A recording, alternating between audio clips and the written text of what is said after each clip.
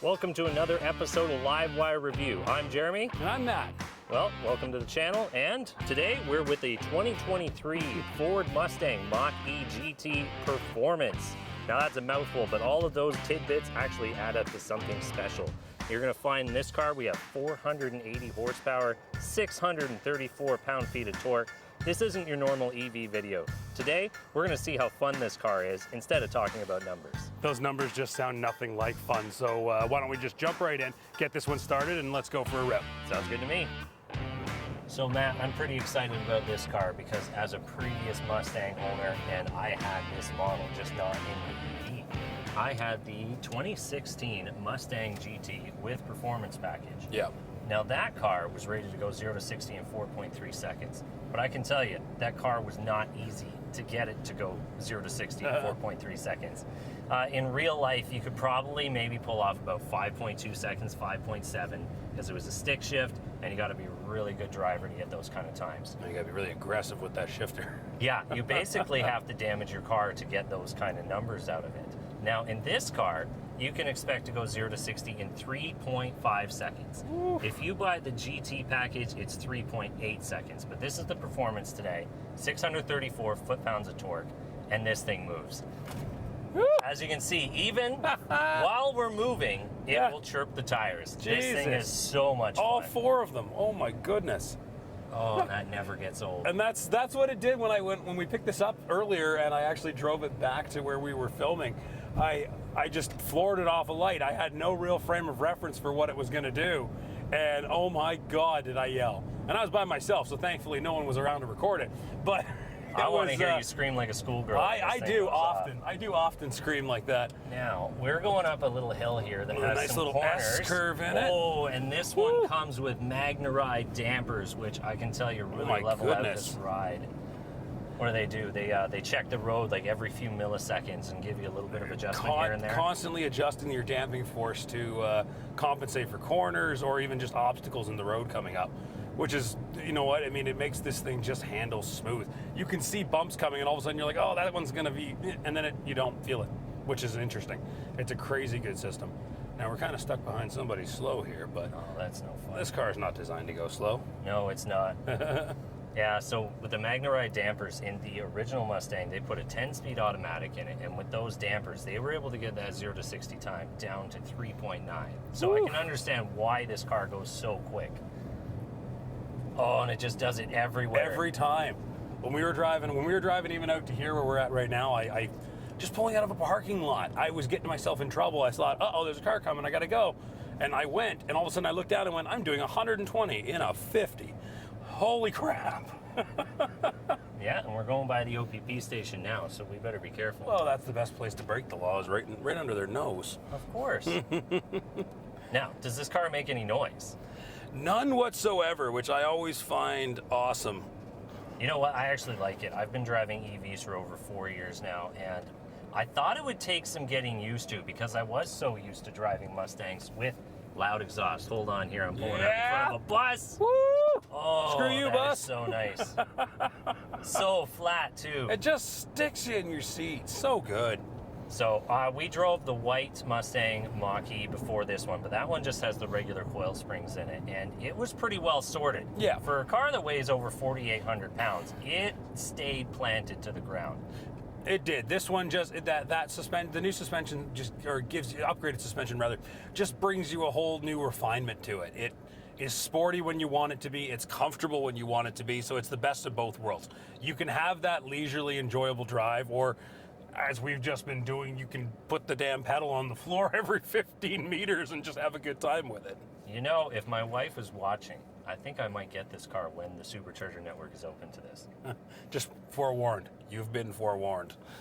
However, don't drink something in the passenger seat because this will throw that drink all over you every single time I leave a light. I'd be afraid to just have a drink in here that didn't have a lid in general. Like even in the cup holders, you'd be dumping it all over your shifter and holy cow. Yeah, there you go. Everywhere. I love this torque. I mean, it's indicative of every electric car at the end of the day, but I mean, after a while, it's infectious.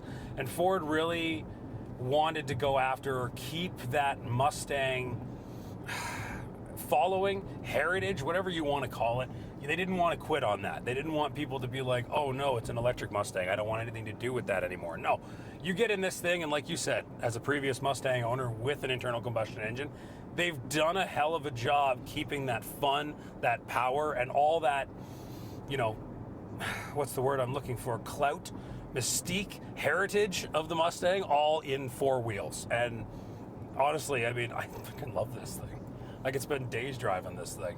Oh, and the torque is something that all Mustangs were missing. I have driven all the Mustangs from 1990s to the 2000s and even the 2016, 2019. All those cars.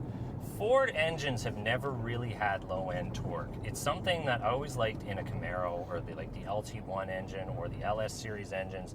Low-end torque. It's something I'm just addicted to. It's a little bit better than horsepower for me. In this car, you get the best of both worlds. You get the torque and you get the horsepower.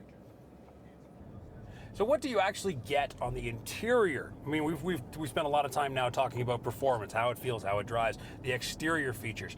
We've talked about, you know, speeds, powers, everything else. I mean, I don't know if we mentioned this just as we come to that stop, but this thing also features 6-piston Brembo brakes in the front. Yeah, and I same believe as the car that I used to have. I believe an accompanying set of Brembo brakes in the back. I don't believe they're as big as the front, but I believe they're single pistons. Remember, all the weight goes to the front. That's where you need that's where you need your clamping force.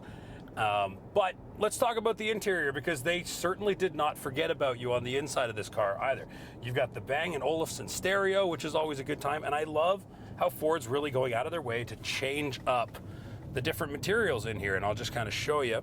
You've got your massive touchscreen in the middle. I do love that they still kept a physical volume knob. You know, everyone learned from the science experiment that was Honda, that when you get rid of a volume knob, everyone hates your guts.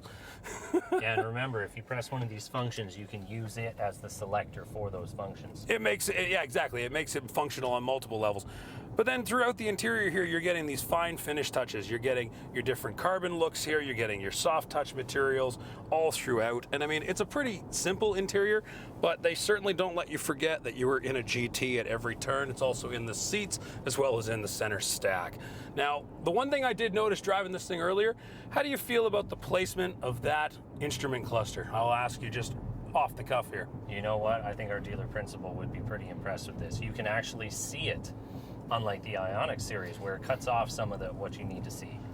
Yeah, I had to play with the wheel a bit to find the sweet spot for myself, just because it's a tight screen to the wheel, but once I figured it out, it was actually quite nice. I didn't lose anything. I didn't find myself having to look up, look down, etc. It was quite nice. And I've seen people mention this before. They say they hit their knee off this thing. Now, I'm 6'1". I'm miles from that screen. It's not going to affect me at all. It depends on your build whether you're going to hit the screen. Yeah, I mean, I like to say I'm 6 foot on camera, but I'm a hair shy of 6 foot. And yeah, I'm the same thing. Like, I'd have to go out of my way to hit that screen.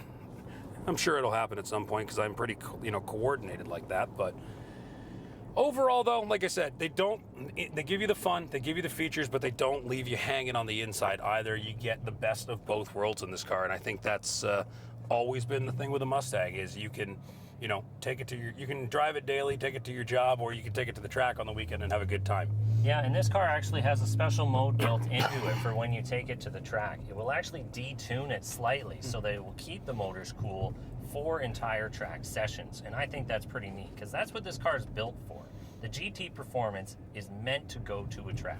So I'm glad they designed it that way. And you're also going to find Pirelli P0 summer tires on this car, the same that came on the Mustang GT Premium. Now, I wore those tires out in 16,000 kilometers. They were flat-balled. And I have a feeling that you're going to find the same thing on this car, is that you're going to be flat-balled in a very short period of time, especially on the back end. All right, well, we've done a lot of talking about this thing.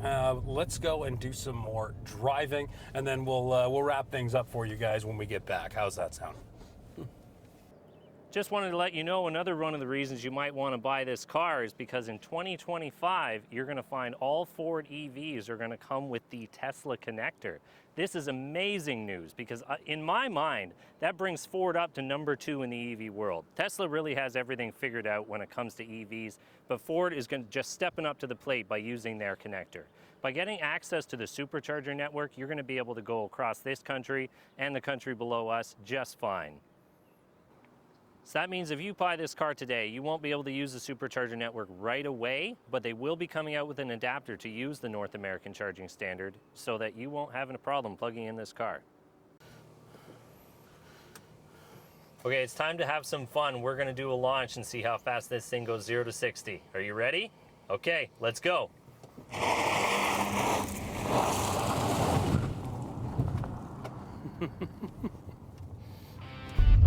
So we just launched this car, and I can tell you, you do not need the regular Mustang. This thing is just as fun, if not more. There is more torque in this car, available at any time. It's just so much fun. I was laughing when I climbed in. The combination smell of burnt rubber and dust is very interesting. This thing just eats the road and just throws everything up behind it.